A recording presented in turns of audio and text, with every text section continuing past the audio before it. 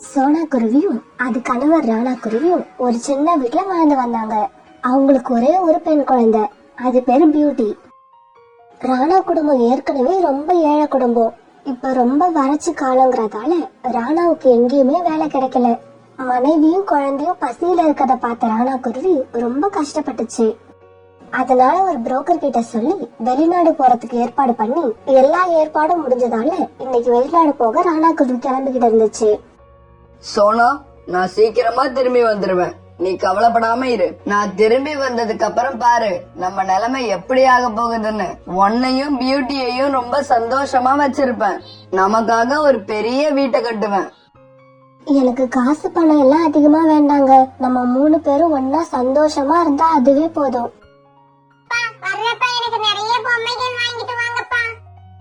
Beauty, உனக்கு கொஞ்சமாலாம் இல்ல, நிறைய விளையாட்டு பொருட்கள் வாங்கிக்கிட்டு வருவேன்.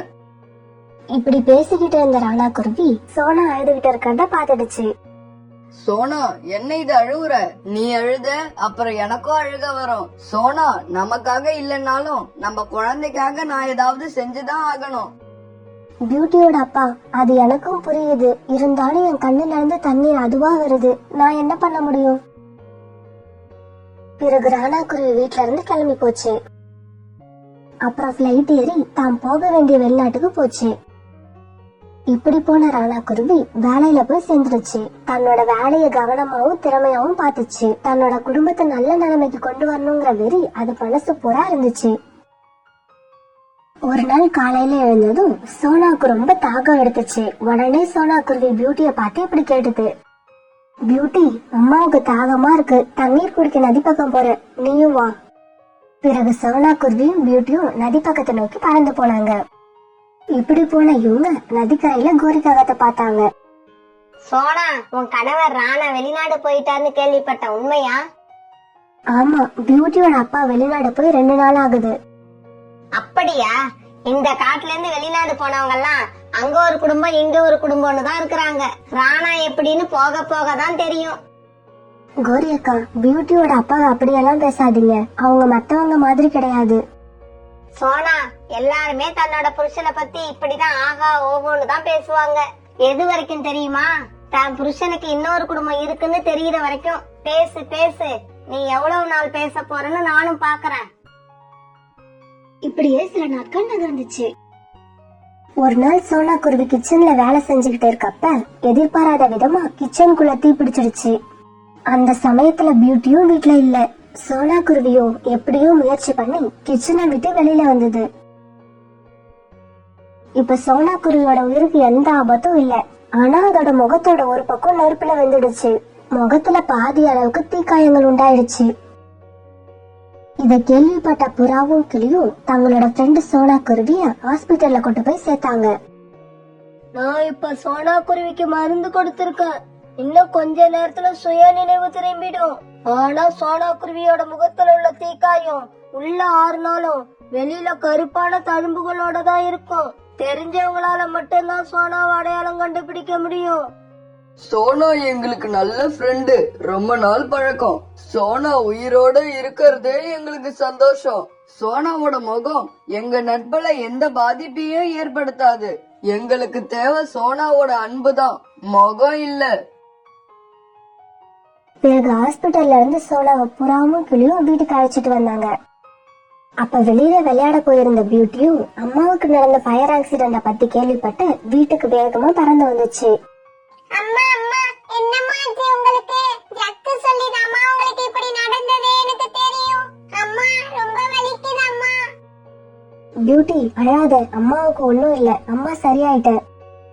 ஒரு நாள் சோனா குருவியும் பியூட்டியும் வீட்டுல பேசிக்கிட்டு இருக்கும்போது வாசக்கதவு யாரோ தட்டுற சத்தம் கேக்குது. இப்படியே சில நாட்கள் நகர்ந்துச்சு. பியூட்டி வாசலுக்கு வந்து பார்த்தப்ப அங்க ஃபர்ஸ்ட் உமன் நின்னுட்டு இருந்தாங்க. இந்த கடிதம் உங்க அம்மா பேருக்கு வெளிநாட்டுல இருந்து வந்திருக்கு. பியூட்டி உடனே அந்த லெட்டர் சந்தோஷமா எடுத்துக்கிட்டு அம்மா கிட்ட போச்சு. அம்மா, அப்பா கிட்ட இந்த லெட்டர் வந்திருக்கு.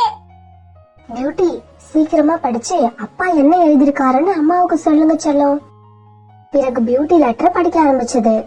சோனா, எனக்கு ஒவ்வொரு நாளும் போறது ஒவ்வொரு வருஷம் போற மாதிரி இருக்கு. உங்களை நினைக்காத நேரமே இல்லன்னு தான் சொல்லணும். உங்க 2 பேர் மேலயும் எவ்வளவு அன்பு வச்சிருந்தேன்னு எனக்கு இங்க வந்ததுக்கு அப்புறம் தான் தெரியுது. இன்னும் கொஞ்ச நாள்ல நான் திரும்பி வந்துருவேன். சோனா, பியூட்டிய பத்திரமா பாத்துக்க, அப்படியே உன் உடம்பையும் பாத்துக்க. லெட்டரை படிச்சுட்டு பியூட்டியும் சோனாவும் ரொம்ப சந்தோஷப்பட்டாங்க. இருந்தாலும் சோனாவோட மனசுல ஒரு பெரிய துயரம் இருந்துகிட்டே இருந்துச்சு. பியூட்டி, நான் இந்த முகத்தோட உங்க அப்பாவை எப்படி வரவேற்க முடியும்? என் முகத்தை பார்க்க எனக்கே பிடிக்கல, பிறகு என்ன எப்படி மத்தவங்களுக்கு பிடிக்கும்? கண்டிப்பா உங்க அப்பா என் மேல வெறுப்பதான் காட்டுவாரு. உங்க அப்பா மட்டும் என்ன வெறுத்துட்டாருன்னா அப்புறம் இந்த உலகத்துல நான் உயிரோட இருக்கிறதுல அர்த்தமே இல்ல. அம்மா, அப்படி எல்லாம் சொல்லாதம்மா. அப்பா அப்படி எல்லாம் வெறுக்க மாட்டாங்க. முத எப்படி உங்ககிட்ட அன்பு காட்டினாங்களோ அதே மாதிரி இப்பவும் அன்பு காட்டுவாங்க. ஒரு நாள் பியூட்டியும் அவங்க அம்மாவும் தண்ணீர் குடிக்க நதி பக்கம் போனாங்க. அப்ப அந்த நதிக்கு கோரிக்காகவும் ஜக்குவும் அழைச்சிட்டு தண்ணீர் குடிக்க வந்தது. சோனா குருவியோட முகத்தை பார்த்த கோரிக்காகவும் ஜக்கும் விழுந்து விழுந்து சிரிச்சாங்க. சோனா, உன் முகத்தை பார்க்க எப்படி தெரியுமா இருக்கு? எனக்கு எப்படி சொல்றதுனே தெரியல, ஒரே சிரிப்பா வருது. கோரி ஆண்டி, எங்க அம்மாவை பார்த்து அப்படி எல்லாம் சொல்லாதீங்க. அவங்க மனசு ரொம்ப கஷ்டப்படும். இந்த முகத்தை பார்த்து வேற என்னதான் சொல்லுவாங்க?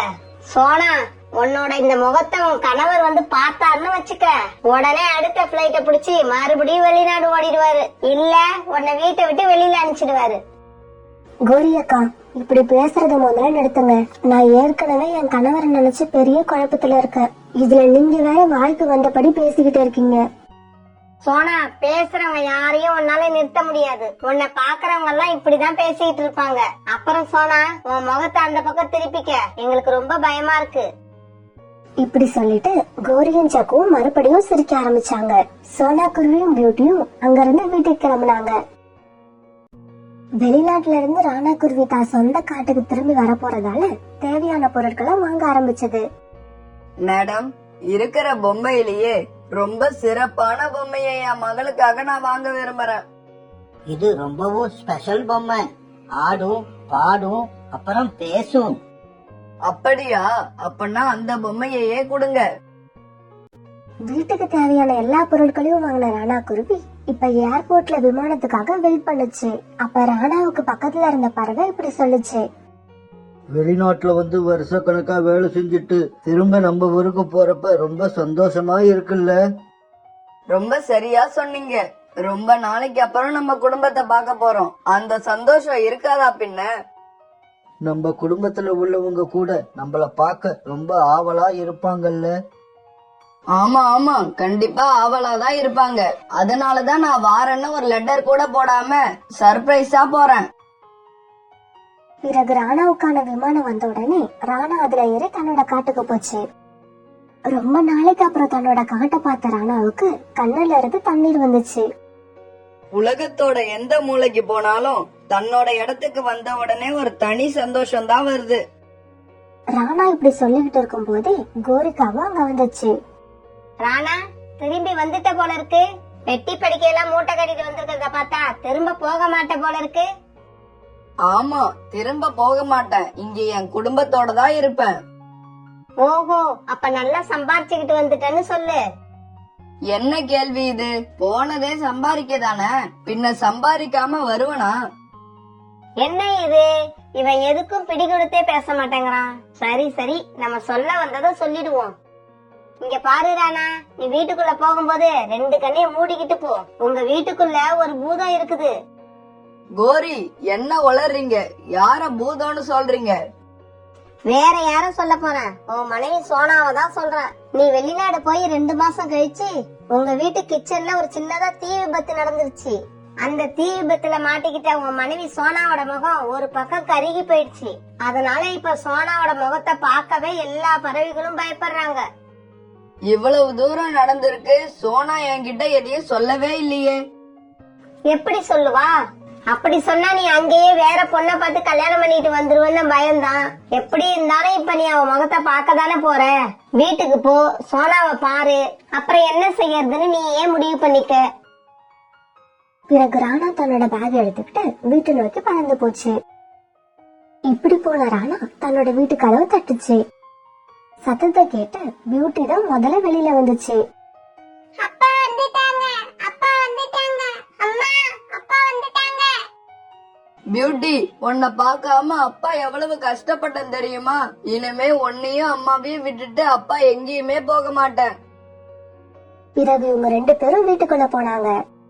சோனா வெளிநாட்டுல இருந்து வந்த தன் கணவனை கூட வாங்கன்னு கூப்பிடாம முகத்தை வேற பக்கம் திருப்பிக்கிட்டு அழுதுகிட்டே இருந்துச்சு. சோனா, என் மேல ஏதாவது கோபமா?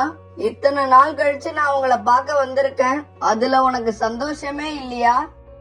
பியூட்டியோட அப்பா, மனசுல ஆசையெல்லாம் இருக்கு, ஆனா என் முகத்தை நீங்க பார்த்தா என்ன வெறுத்து ஒதுக்கிடுவீங்களோன்னு பயமா இருக்கு.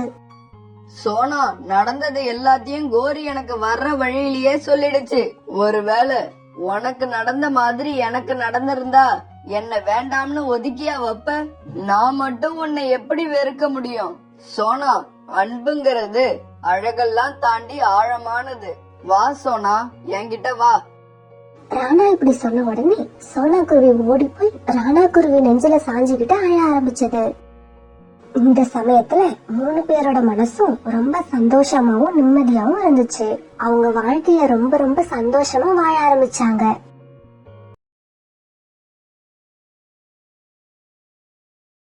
இந்த குருவிக்கு அது ஒரு மோசமான நாள். இந்த குருவியோட அம்மா இறந்து 4-5 மணி நேரம் தான் இருக்கும். இறந்து போன தன்னோட அம்மாவை நினைச்சு அந்த குருவி ரொம்ப நேரம் அழுதுகிட்டே இருந்தது. அம்மா, என்னம்மா என்னை இப்படி தனியா விட்டுட்டு போயிட்டீங்களே அம்மா. இந்த ராத்திரியில தனியா இருக்க எனக்கு ரொம்பவும் பயமா இருக்குமா. ஏம்மா என்னை இப்படி தனியா விட்டுட்டு போறீங்க? இப்படி அழுதுகிட்டே இருந்த அந்த சின்ன குருவிக்கு நேரம் ஆக ஆக துக்கமும் பயமும் அதிகமாகிக்கிட்டே போச்சு. ஒரு கட்டத்துல இதுக்கப்புறம் வீட்டுல தனியா இருக்க முடியாதுன்னு நினைச்ச அந்த சின்ன பறவை வீட்டை விட்டு அந்த ராத்திரியில தனியா வெளியில கிளம்பிடுச்சு. இப்படி வீட்டை விட்டு கிளம்பி வெளியே வந்த பறவையோட மனசுல எங்க போகணும்னு ஒரு ஐடியாவும் இல்ல. வீட்டுல தனியா இருக்க பயமா இருக்குன்னு வெளியே கிளம்பி வந்துடுச்சு. ஆனா அந்த குருவிக்கு எங்க போறதுன்னு தான் தெரியல. இப்படி பறந்து வந்துகிட்டே இருந்த அந்த சின்ன குருவி ஒரு மரத்துல வந்து உட்கார்ந்தது.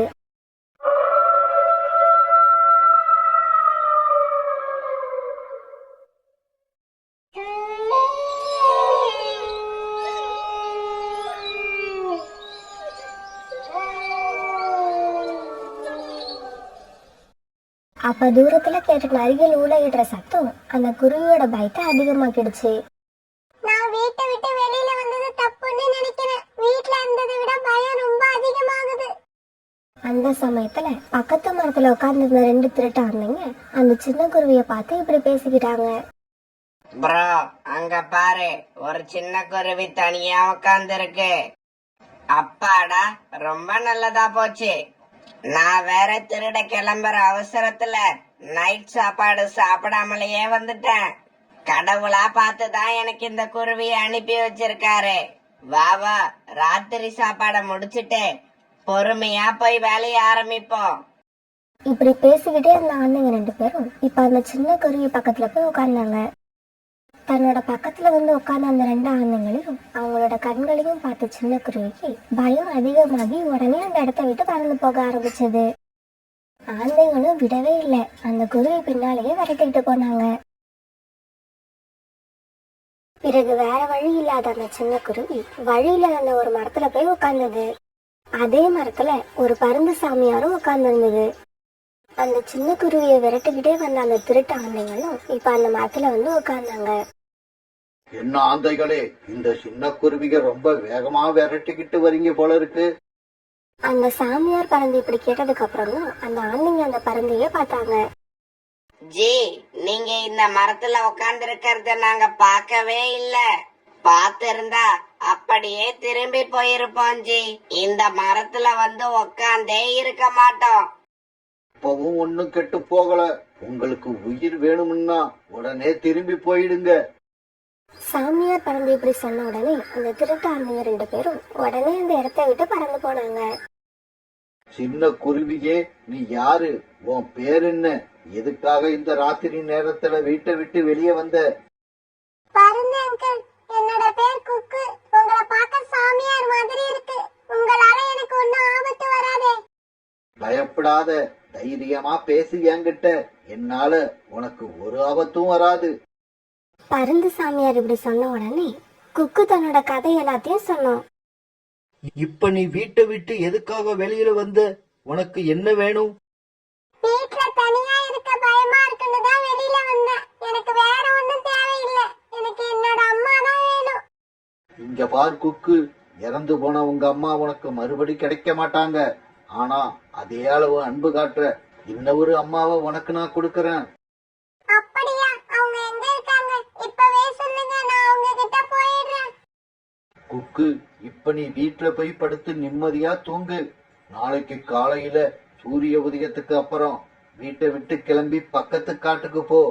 அங்க உன் மேல உண்மையான அன்பு காட்டக்கூடிய அம்மாவும் அப்பாவும் கிடப்பாங்க. என்னது?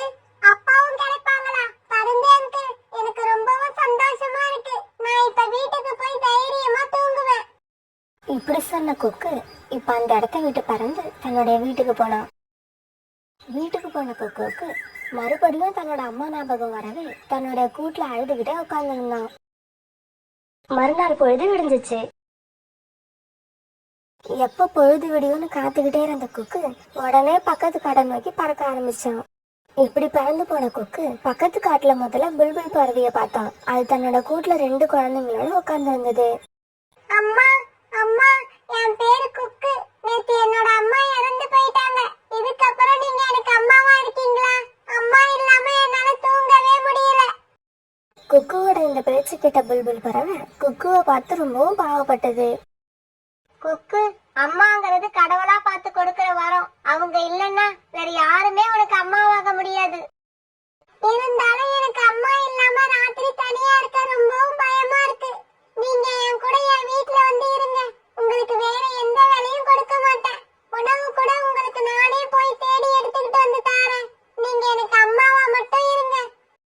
இங்க பாரு குக்கு, எனக்கு 2 குழந்தைங்க இருக்காங்க. இந்த குழந்தைங்களை தனியா விட்டுட்டு நான் உங்க வீட்டுக்கு வந்துட்டேன்னா இந்த குழந்தைங்களும் உன்ன மாதிரி தானே பயப்படுவாங்க. புல்புல் பறவை இப்படி சொன்னதும் குக்கு சோகமா அந்த இடத்த விட்டு பறந்து போனான். குக்கு இப்படி வந்து புல்புல் பறவை கிட்ட பேசினது எல்லாம் கோரிக்காவை ஒரு மரத்துல உட்காந்து பாத்துக்கிட்டே இருந்தது. உடனே அது அவசரமா தன்னுடைய கூட்டுக்கு திரும்பிச்சு.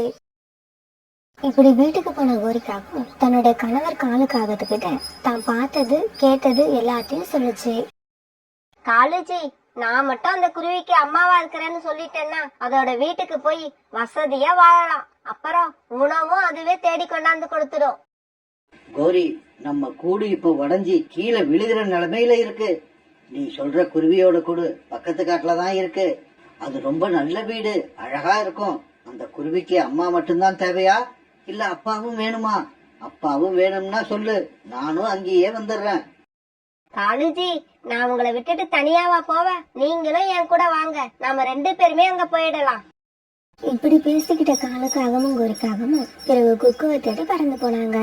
இப்படி போன இவங்க கொஞ்ச நேரத்துல ஒரு அருவிக்கரையில குக்குவை கண்டுபிடிச்சிட்டாங்க. குக்கு அங்க தனியா உட்காந்து அழுதுகிட்டு இருந்தான்.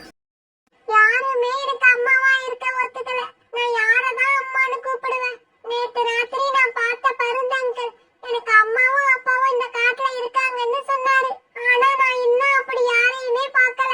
அந்த அங்கிள் சொன்னது உண்மையா இருக்குமா? எனக்கு அம்மா அப்பா கிடைச்சிடுவாங்களா? கிடைச்சிட்டாங்க குக்கு, கிடைச்சிட்டாங்க. உனக்கு அம்மா கிடைச்சிட்டாங்க. இனிமே நான் தான் உன்னோட அம்மா. இனிமே நீ இப்படி கண்ட இடத்துல உட்காந்து அழவே கூடாது. நான் இனிமே உன் கூடவே உன் வீட்லயே இருப்பேன். என் மகன் குக்கு இனிமே எனக்காக உணவு தேடி கொண்டு வருவான். இந்த அம்மா வீட்டுல உட்காந்து சாப்பிட்டுக்கிட்டே இருப்பேன். அம்மா மட்டும்தான் கிடைச்சிருக்காங்க, அப்பா கிடைக்கலன்னு குக்கு வருத்தப்படக்கூடாது. அதுக்காக குக்குவுக்கு அப்பாவா மாறுறதுன்னு நானும் முடிவு பண்ணிட்டேன். என்னது?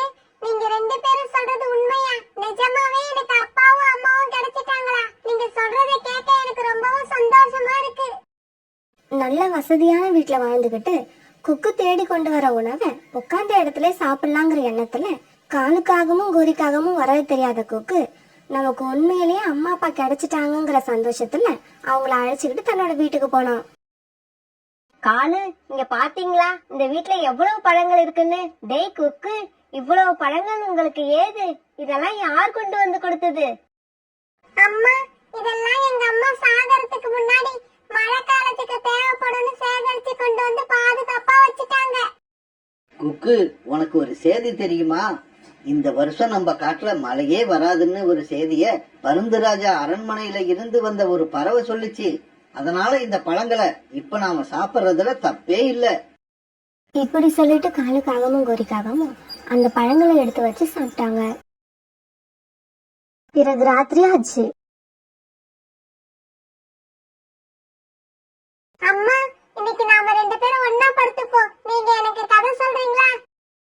குக்கு, உங்க அம்மாவுக்கு இப்ப கொஞ்ச நாளா தொண்டை சரியில்லை. அதனாலதான் என் குரல் கரகரன்னு இருக்கு. இன்னும் கொஞ்ச நாள் போகட்டும். அம்மா குரல் சரியான உடனே உங்களுக்கு நிறைய கதை சொல்லுவேன். கோரிக்காகவும் சொன்னதை உண்மைன்னு நம்பின குக்கு நமக்கு அம்மாவும் அப்பாவும் கிடைச்சிட்டாங்கிற சந்தோஷத்துல அன்னைக்கு ராத்திரி நிம்மதியா தூங்கினான். குக்குவோட அம்மா, இன்னைக்கு இரவு சாப்பாடு எப்படி இருந்துச்சு? இதே மாதிரி உணவு நமக்கு தினமும் கிடைச்சா நாம 2 பேருமே கலரா மாறிடுவோம். குக்குவோடப்பா, இந்த குக்குவ மாதிரி ஒரு பைத்தியத்தை நான் பார்த்ததே இல்ல. நம்ம 2 பேரையும் அம்மா அப்பாவா ஏத்துக்கிட்டு அவனோட வீட்டுல கொண்டு வந்து வச்சிருக்கான் பாருங்க. இத நினைச்சா எனக்கு சிரிப்பா வருது. இப்படி சொல்லிட்டு காலுக்காகவும் கோரிக்காகவும் சத்தம் போட்டு சிரிச்சாங்க. பிறகு அப்படியே அந்த கூட்டுல படுத்து தூங்கினாங்க. மறுநாள் பொழுது விடிஞ்சிச்சு. கொக்கு காலையில கண் வச்சு பார்த்தப்ப காலுக்காகவும் கோரிக்காகவும் தூங்கிட்டு இருந்தாங்க. குக்கு அவங்களை எழுப்பி விடாம தானே உணவு தேடி பறந்து போனான். இப்படி போன இவனுக்கு ரொம்ப நேரம் கழிச்சு ஒரு இனிப்பான மாம்பழம் கிடைச்சது. இப்படி கிடைச்ச மாம்பழத்தை குக்கு வீட்டுக்கு எடுத்துட்டு போய் அம்மா அப்பா கிட்ட கொடுக்கணும்னு நினைக்கிறப்ப அங்க புறா வந்தது. குருவி, நான் பக்கத்து காட்டுல இருந்து வரேன். இங்க ஜம்ஜம் பறவையோட வீடு எங்க இருக்கு? புறா அங்கிள், இன்னும் கொஞ்சம் தூரம் போனீங்கன்னா காஞ்சி போன பெரிய மரம் ஒண்ணு இருக்கும். அதுலதான் ஜம்ஜம் பறவை இருக்காங்க. அது சரி, நீ இந்த மாம்பழத்தை சாப்பிடாம இதை எடுத்துக்கிட்டு எங்க போக போற? அங்கிள், என்னோட அம்மா 2 நாளைக்கு முன்னாடி இறந்துட்டாங்க. அப்புறம் உங்க காட்டுல உள்ள 2 காகங்கள் தான் இப்ப எனக்கு அம்மா அப்பாவா இருக்காங்க. அவங்க 2 பேரும் ரொம்ப நல்லவங்க. யாருமே எனக்கு அம்மா அப்பாவா இருக்க மறுத்தப்ப அவங்க 2 பேரும் தான் நான் அழுததை பார்த்த உடனே அம்மா அப்பாவா இருக்க சம்மதிச்சு வந்துட்டாங்க. அவங்க வந்ததுக்கு அப்புறம் தான் நான் இப்ப பயம் இல்லாம இருக்கேன். என்னது, காலுவும் கோரியும் உனக்கு அம்மா அப்பாவா இருக்காங்களா? அந்த காகங்கள் உன்னை ஏமாத்துறாங்கன்னு நினைக்கிறேன். புறா அங்கிள், எது எப்படியோ நான் உங்க அம்மா அப்பாவா நினைக்கிறேன். எனக்கு அவ்வளவுதான் தெரியும். எங்க அம்மா அப்பா பசியோட இருப்பாங்க. நான் இந்த பழத்தை எடுத்துக்கிட்டு கிளம்புறேன். இப்படி சொன்ன குக்கு அங்க இருந்து தன்னோட வீட்டுக்கு பறந்து போனான். அம்மா, அப்பா, எழுந்திருங்க. நான் உங்களுக்காக என்ன எடுத்துக்கிட்டு வந்திருக்கேன்னு பாருங்க. ஐ, மாம்பழம், அதுவும் நல்லா பழுத்த மாம்பழம். குக்கு, எனக்கு மாம்பழம்னா ரொம்ப பிடிக்கும். அப்புறம் ஏமா பாத்துக்கிட்டே இருக்கீங்க? சாப்பிடுங்க. ஆமா குக்கு, நீ மாம்பழம் சாப்பிட்டியா? கொக்குவுக்கு கிடைச்சது ஒரே ஒரு மாம்பழம் தான். இருந்தாலும் அம்மா அப்பா 2 பேரும் அதை சாப்பிடணுங்கிறதுக்காக தான் சாப்பிட்டதா போய் சொன்னான். எனக்கு 2 மாம்பழம் கிடைச்சது. அதுல நான் ஒண்ணு சாப்பிட்டேன். நீங்க 2 பேரும் இந்த பழத்தை சாப்பிடுங்க. காலுஜி, வாங்க இந்த மாம்பழத்தை சாப்பிடுவோம். இல்ல கோரி, எனக்கு வேண்டாம், நீயே சாப்பிடு. எனக்கு என்னவோ இந்த குக்கு சாப்பிட்டுட்டன்னு பொய் சொல்ற மாதிரி இருக்கு. இவன் முகத்தை பார்த்தா சாப்பிட்ட மாதிரி தெரியல. இப்படியே காலுக்காகவும் கோரிக்காகவும் தினமும் குக்கு தேடிட்டு வர உணவை சாப்பிட்டு காலத்தை ஓட்டிக்கிட்டு இருந்தாங்க. அவங்களுக்கு குக்கு மேல கொஞ்சம் கூட பாசமே இல்லை. அவன் கொண்டு வர உணவுக்காக அவனை அம்மா அப்பான்னு கூப்பிட அனுமதிச்சாங்க, அவ்வளவுதான். இப்படியே சில நாட்கள் நகர்ந்துச்சு. ஒரு நாள் வீட்டுக்குள்ளேயே போர் அடிக்குதுன்னு வெளியில வந்து உட்கார்ந்த காலுக்காகத்தையும் கோரிக்காகத்தையும் புறா பார்த்தது. காலு, கோரி, நீங்க 2 பேரும் அந்த சின்ன குருவியை ஏமாத்தி சொகுசா வாழ்ந்துகிட்டு இருக்கீங்க. நீங்க செய்யற இந்த பாவத்துக்கெல்லாம் விமோசனமே கிடையாது. நீங்க 2 பேரும் அம்மா அப்பாங்கிற புனிதமான வார்த்தையை உபயோகப்படுத்தி அந்த குழந்தையை ஏமாத்துறீங்க. ஏய் அழுக்கு புறாவே, எங்களுக்கு தேவை உட்கார்ந்து சாப்பிடுற சொகுசான வாழ்க்கை. அந்த குழந்தைக்கு தேவை அம்மா அப்பா. எங்களுக்கு தேவையானதை அது கொடுக்குது. அந்த குருவிக்கு தேவையானதை நாங்க கொடுக்கறோம். இதையெல்லாம் பார்த்துட்டு உன்னோட வயிறு ஏன் எரியுது? சொல்றேன் கோரி, சொல்றேன். அன்னைக்கு அந்த சின்ன குருவிக்கு ஒரே ஒரு மாம்பழம் கிடைச்சது. அத கூட அவன் சாப்பிடாம உங்க 2 பேருக்கும் குடுக்கறதுக்காக எடுத்துக்கிட்டு வந்தான். ஏன் இப்படி செய்யறன்னு கேட்டா எங்க அம்மா அப்பா சாப்பிட்டாலே என் வயிறு நிறைஞ்சிரும்னு சொல்றான்.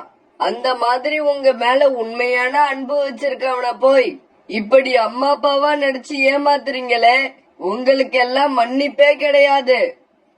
இப்படி சொன்ன புறா அங்கிருந்து கோவமா பறந்து போச்சு. காலேஜி, இந்த புறா சொல்றதெல்லாம் உண்மையா இருக்குமா? தினமும் குக்கு அவன் சாப்பிடாம தான் நமக்கு உணவு கொண்டு வரானா? கோரி, நான் அன்னைக்கே சந்தேகப்பட்டேன். அவன் சாப்பிட்டுட்டேன்னு சொல்றானே தவிர அவன் முகத்தை பார்த்தா சாப்பிட்ட மாதிரியே தெரியல. ஐயோ காலேஜி, நம்ம பெரிய தப்பு பண்ணிட்டோம். குக்கு நம்ம மேல உண்மையிலேயே ரொம்ப அன்பு வச்சிருக்கான் போல இருக்கு. நாம தான் புரிஞ்சுக்காம அவனை இத்தனை நாளா ஏமாத்திட்டோம். இந்த சின்ன வயசுல அவன் பட்டினி கிடந்து நமக்கு உணவு கொண்டு வந்து கொடுக்கறான். இந்த மாதிரியான அன்பு நாம எங்க தேடினாலும் கிடைக்காது. வாங்க வீட்டுக்கு போய் அவனை பார்த்து எனக்கு மன்னிப்பு கேட்கணும் போல இருக்கு. இப்படி பேசிக்கிட்ட காலுக்காகவும் கோரிக்காகவும் உடனே வீட்டுக்கு பறந்து போனாங்க. ஆனா குக்கு கிட்ட மன்னிப்பு கேட்கறதுக்காக இவங்க வீட்டுக்கு போன நேரத்துல குக்கு வீட்டுல தன்னோட கூட்டுல மயங்கி கிடந்தான். குக்கு எழுந்திரிடா, குக்கு எழுந்திரி. என்னாச்சு உனக்கு? நான் உன்னோட அம்மா வந்திருக்கேன். ஆமாண்டா, உண்மையிலேயே உன்னோட அம்மாவா மாறி வந்திருக்கேன். தயவு செய்து கண்ணை திறந்து என்ன பாரு. கோரி, குக்கு மயக்கமாகி கிடக்கான்னு நினைக்கிறேன். என்ன ஆச்சுன்னு தெரியல. வா, இவனை உடனே தூக்கிக்கிட்டு நாம பருந்து டாக்டர் ஹாஸ்பிட்டலுக்கு போவோம். பிறகு காலுக்காகவும் கோரிக்காகவும் குக்குவை தூக்கிட்டு பறந்து டாக்டர் ஹாஸ்பிட்டலுக்கு போனாங்க. டாக்டர் குக்குவை நல்லா பரிசோதித்து பார்த்தாரு.